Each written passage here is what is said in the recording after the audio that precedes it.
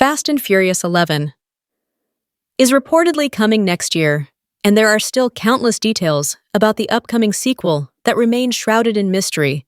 There's a lot of pressure riding on Fast and Furious 11 to drive the franchise back in the right direction following the underwhelming response to Fast X, but certain comments from the sequel's lead star have teased a questionable approach to the movie.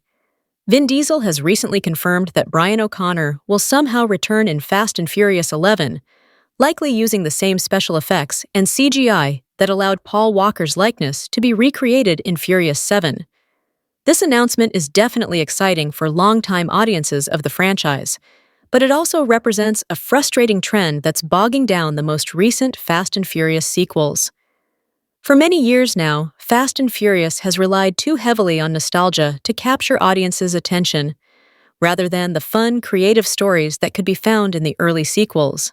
While there are certainly problems with Too Fast, Too Furious and Tokyo Drift, there's something about the originality and creativity of these stories that seems totally missing from the most recent sequels.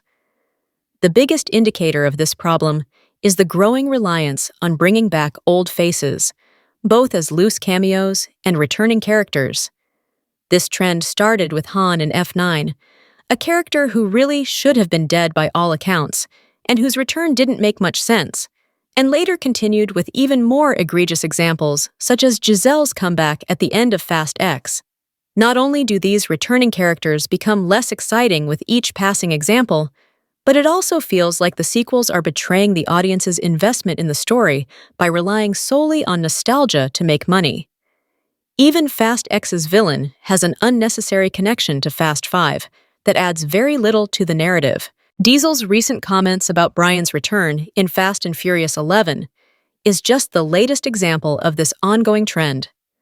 Not only does the decision risk ruining Brian's emotional ending from Furious 7, but there's every possibility that Walker's appearance could overshadow the actual story that audiences are coming back to see resolved. Ultimately, Brian's return means nothing if it's not woven into the story effectively.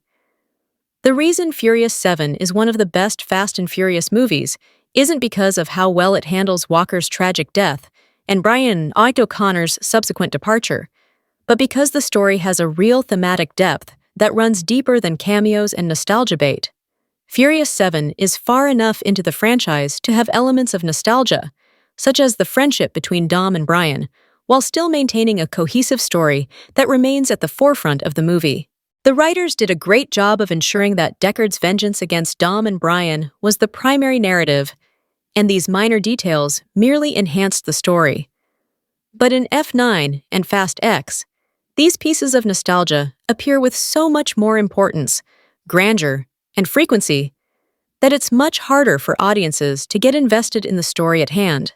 This cannot be the case with Fast and Furious 11, especially when it's dealing with a character return as important and long-awaited as Brian O'Connor. The other problem with these excessive cameos and callbacks is that, after a while, they begin to overshadow and monopolize each other. For example, Fast 11 already has several major characters to focus on, including returning faces like Giselle and Agent Hobbs. Weaving Brian O'Connor's Fast and Furious return into this already stacked narrative won't be easy, and it risks demoting the other characters unfairly. Fast and Furious 11 needs to be the end of this long-running action franchise to maintain its strong legacy and devoted fan base. The sequels are clearly running out of ideas and relying so heavily on the past instead of the future that it simply doesn't make sense for the story to continue any further. There's already been plenty of discussion about Fast 11 being the final movie in this series.